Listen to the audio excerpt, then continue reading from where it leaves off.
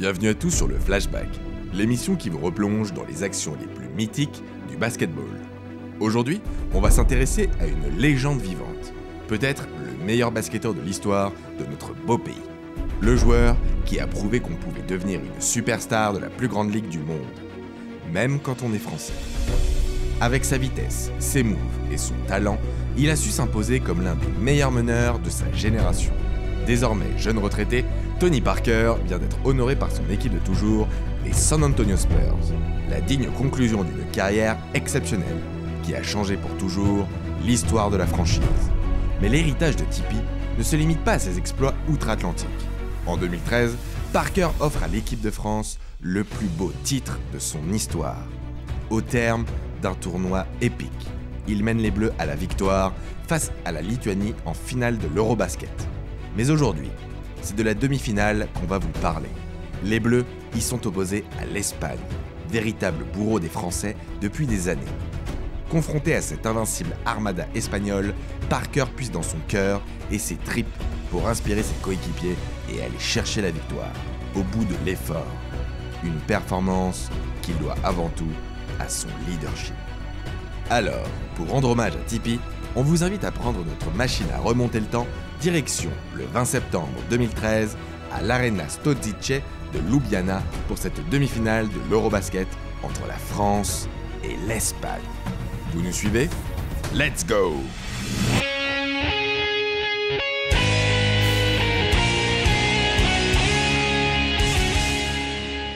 Lorsque Tony Parker rejoint l'équipe de France pour préparer cet Euro 2013, il sort d'une saison NBA riche en émotions.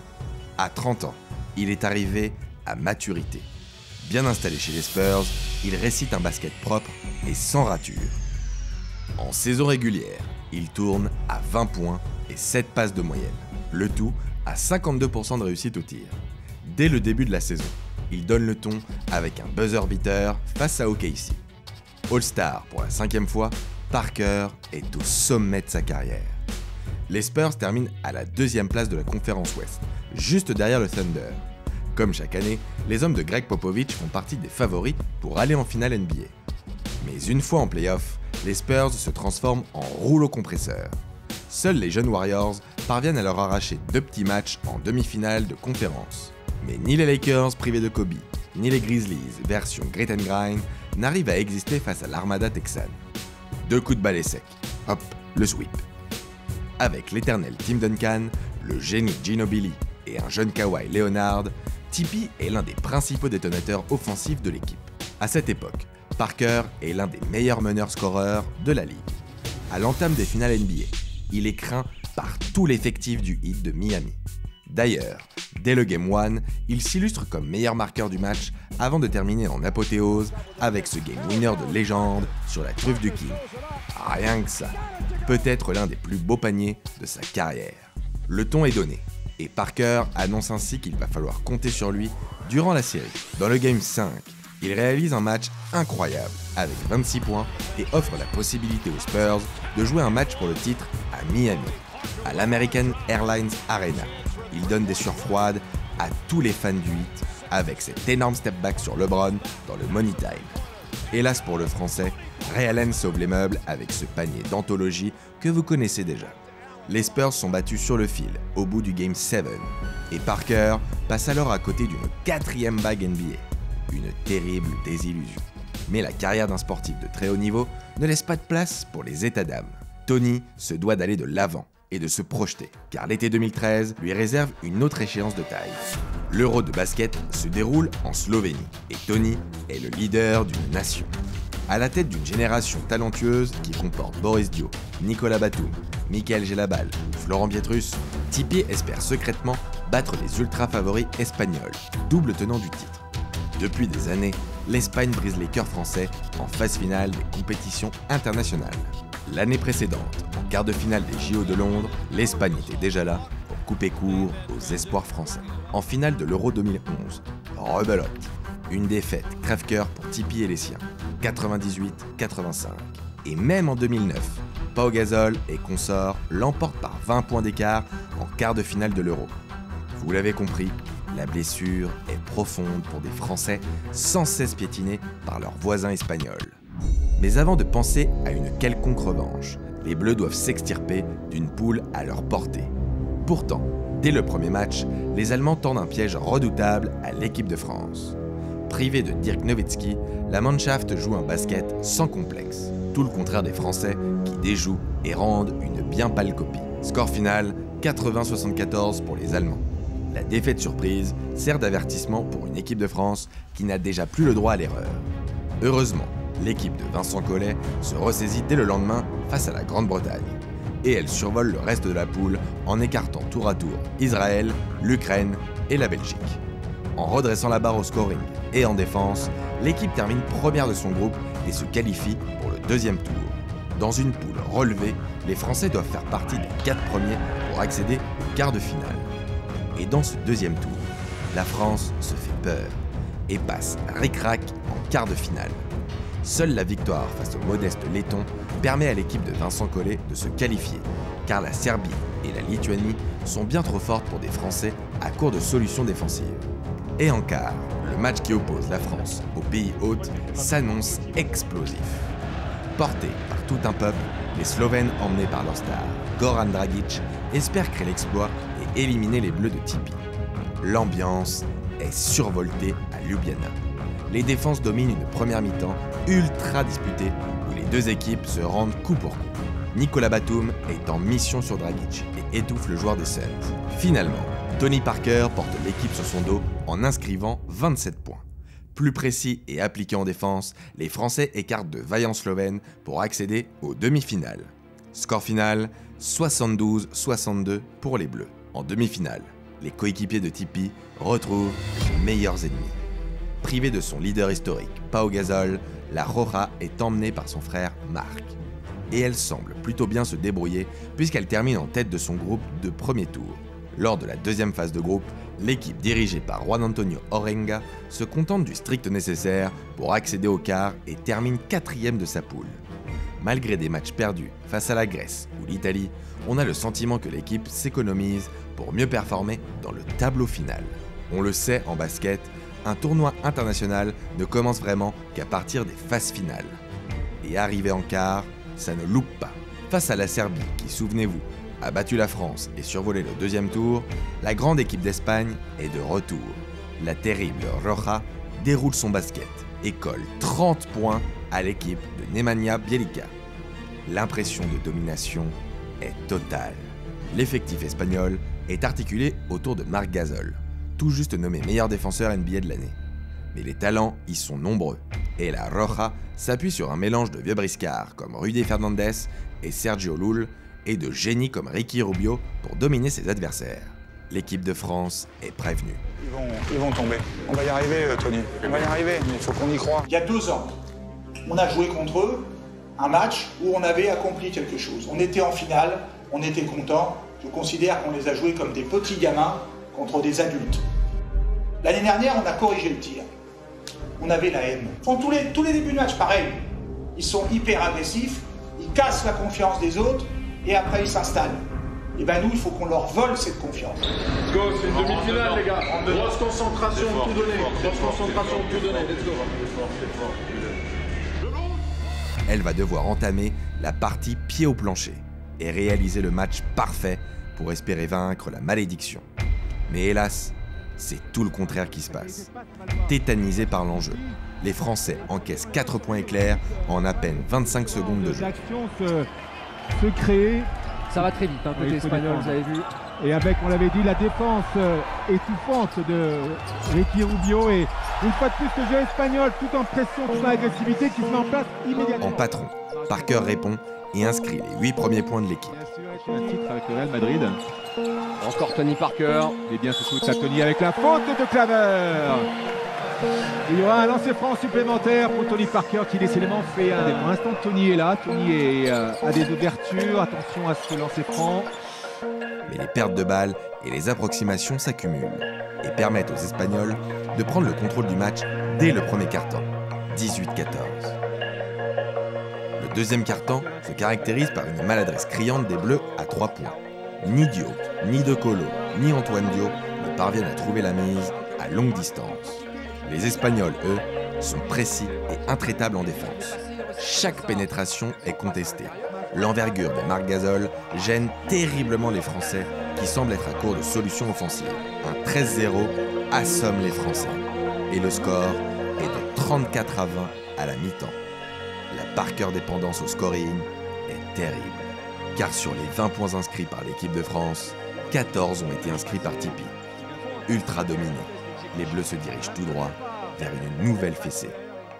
Encore une, celle de trop. La France est au bord du gouffre. Mais si Boris Dio est le capitaine de l'équipe, c'est bel et bien Tipi qui en est le leader. Dans le vestiaire, Tipi prend ses responsabilités. Il secoue ses coéquipiers avec un discours d'anthologie. On se réveille les gars. Franchement, on joue comme si on avait peur. Moi, je parle pas de l'attaque. Hein. Moi, c'est la défense. On dit des trucs qu'il faut faire, on sort pas sur les pick and roll, on les laisse chuter à 3 points. On va pas au rebond. Ils nous agressent, on peut même pas mettre la balle en jeu. Faut qu'on joue plus physique que ça. La Slovénie, on a joué physique. Là, on joue pas physique, là. Ils nous dominent parce qu'ils pensent qu'on est de la merde. Et ça se voit dans leur visage. Ils nous prennent pour de la merde. Donc qu'est-ce qu'on... Je m'en fous ce qui arrive en deuxième mi-temps. Même si on perd, au moins on joue avec notre fierté. Et on joue dur. Après on perd, c'est pas grave, c'est la vie. Mais moi je préfère perdre en se battant. Pas comme ça là. Là on se fait défoncer là. Des mots durs qui sortent des tripes. Les joueurs l'écoutent religieusement. Antoine, t'as un tir, tu le prends. Alexis, t'as un tir, tu le prends. On n'a plus rien à perdre maintenant. Let's go. Et tu sais quoi, Nando, Antoine, annonce des trucs pour Nico, pour Bobo, 1 fois sur 5 pour moi. Oublie-moi. Et c'est le tournant du match. Car dès l'entame de la seconde mi-temps, les Bleus sont plus agressifs en défense. Les role-players prennent leurs responsabilités, à l'instar d'Antoine Dio qui plante 2 paniers à 3 points. 4 secondes, il fallait prendre son shoot. Yes, c'est à 3 points. Qui a été consultant pour France Télévisions. Yes. Deuxième shoot à 3 points consécutifs pour Antoine Dio. La France revient à 6 points dans le milieu du 3e quart-temps. Mais l'Espagne ne s'affole pas. Rudy Fernandez repousse la France à 9 points. Un Tony Parker taille patron, enchaîne drive et tire à 3 points pour ramener une nouvelle fois les Bleus dans le match. Le 3e quart-temps se termine sur le score de 49-43 avec un shoot énorme à 3 points de Sergio Llull. Ça va être 3 points aussi, voilà. De grands champions du côté espagnol avec ça. La France est désormais au bon niveau d'intensité et doit poursuivre ses efforts pour continuer d'espérer dans cette demi-finale. Dès le début du dernier quart, Mikel Gelabal et Nando De Colo ramènent les Bleus à un petit point de l'Espagne. L'espoir est permis. Les deux équipes se livrent désormais une guerre de tranchées qui va durer jusqu'à la fin du match. À 3 minutes 20 de la fin, sur un drive dont lui seul a le secret, Tipi égalise à 61 partout. Parker est immense dans ce Money Time. Et la France égalise 3 minutes 20 avant le terme de cette demi-finale. Marc Gasol, l'autre star présente sur le parquet, lui répond poste bas. Alexis Agença égalise de nouveau sur la ligne des lancers. Ah, y'a faute! Oh! Faute sur le shooter, Richard, y'a faute sur le shooter. C'est d'accord, mais même, c'est un peu facile là. Faut le mettre, putain. Il est long, il est très long. C'est bien. Voilà. Allez, temps mort. Égalité parfaite à 40 secondes de la fin. Quel match, Richard! Et là, je peux vous dire... Sergi Rodriguez, il faut défendre. Il faut défendre, pas de panier facile. Les dernières secondes du match sont irrespirables. La balle est française, il y a 26 secondes. Il y a 26 secondes. Il y a 26 secondes, la balle à Tony. L'avant-dernière possession est dans les mains de Tipi. Mais sur cette ultime drive, il est contré par Rudy Fernandez. La balle à Tony. Rien dit l'arbitre. Pas de faute. Heureusement pour les Bleus, Calderon et Victor Claver ratent le tir de la gagne. L'issue du match se décide donc en prolongation. Voilà, Prolongation. J'annonce 5 minutes. Parker, déjà auteur de 28 points, est le meilleur marqueur de la rencontre. Le meneur réalise un match quasi parfait. Mais pour achever les Espagnols durant l'overtime, il doit continuer sur sa lancée. La prolongation débute dans une atmosphère étouffante. Encore une fois, la France rate son entame. Boris Dio est exclu après 5 fautes et personne ne trouve la mire côté français. Les défenses prennent l'avantage sur les attaques. et on sent de la fatigue des deux côtés. En 3 minutes de jeu, seul Marc Gasol parvient à inscrire des points. 2 lancers francs. 2 sur 2 pour Marc Gasol. Heureusement, la machine française est relancée par Alexis Ingensa, qui score grâce à un move poste bas. 67 partout à 1 minute 30 de la fin. Derrière, les Français réalisent un stop magnifique. Puis Tipi pousse José Calderón à la faute et obtient 2 lancers francs. L'occasion de prendre l'avantage. Impérial, Parker ne tremble pas. Il repousse les Espagnols à 2 points en inscrivant ses 29e et 30e points. Ensuite, la bonne défense des Bleus force Victor Claver à balancer un parpaing à 3 points. Frustré, le joueur des Blazers commet une grosse faute sur Parker, bien lancé en contre-attaque, pour stopper le chrono. Le Français est furieux, mais fidèle à lui-même. Il garde sa concentration et inscrit les 2 lancers pour repousser l'Espagne à 2 possessions. 31 points. 32 points. À 42 secondes de la fin, l'écart peut sembler décisif. Mais face à l'Espagne, un match n'est jamais vraiment terminé. Sergio Rodriguez s'occupe de redonner de l'espoir à son équipe sur un shoot ligne de fond. C'est à ce moment-là que les fantômes du passé commencent à ressurgir.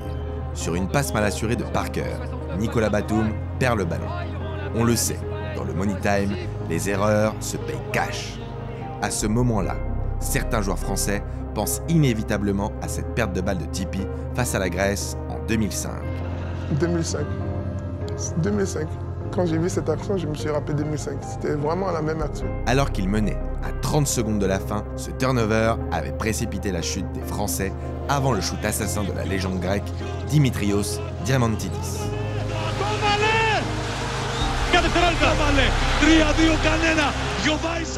Un shoot qui reste ancré dans la mémoire des Bleus. Mais cette équipe de France est différente.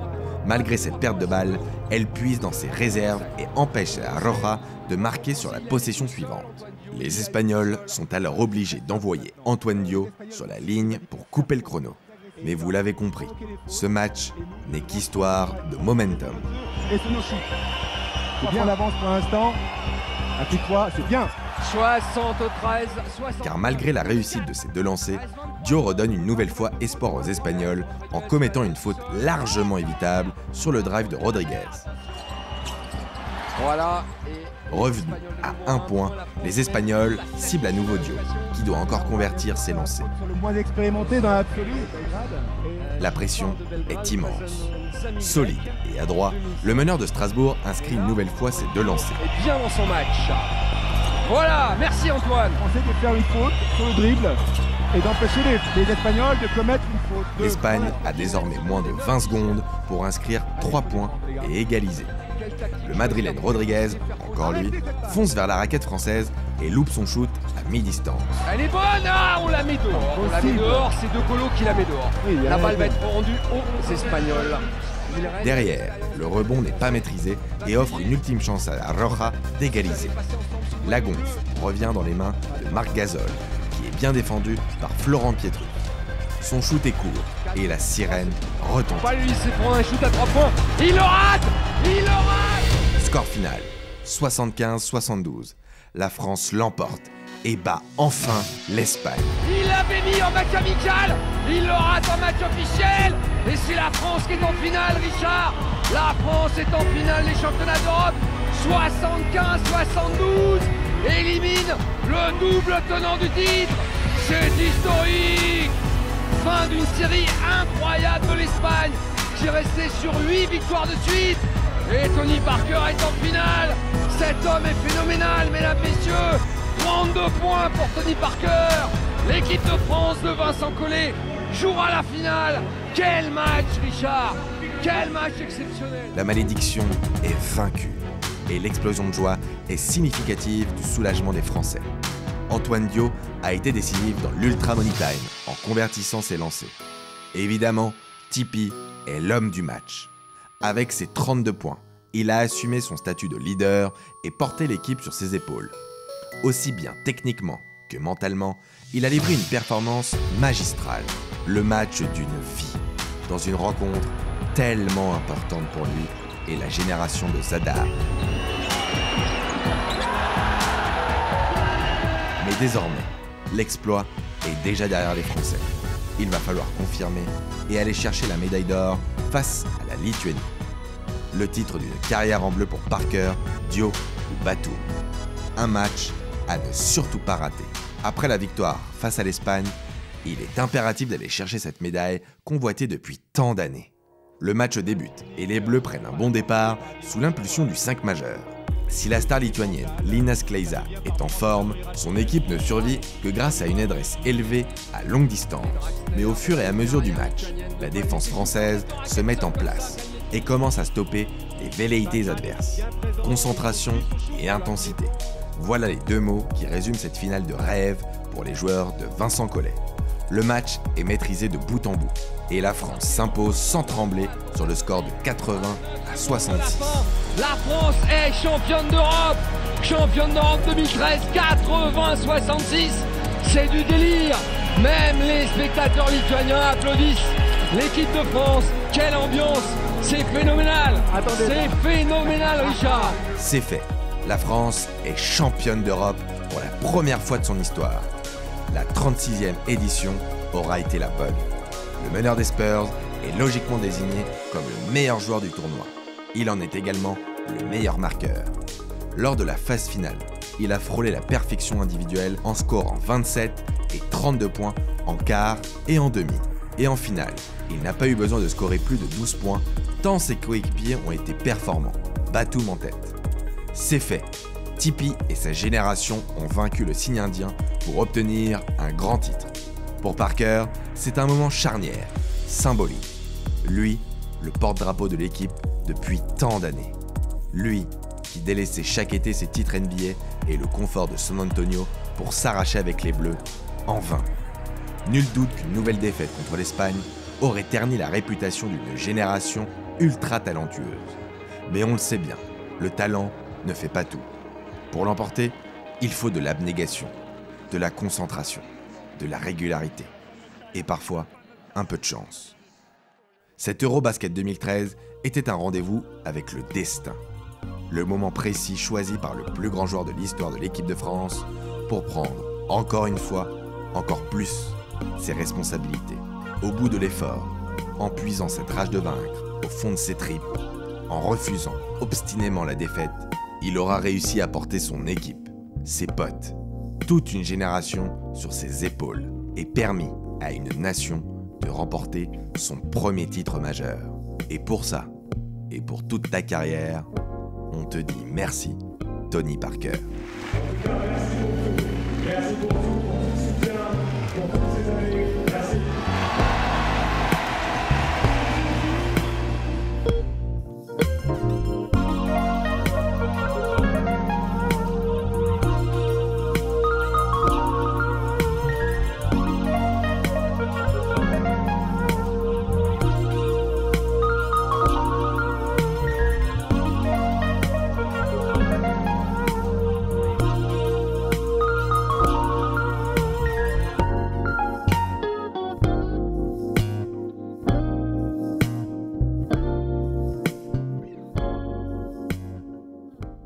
Le petit prince du basket, l'homme en or, qui a amené le basket français aussi où il en est aujourd'hui.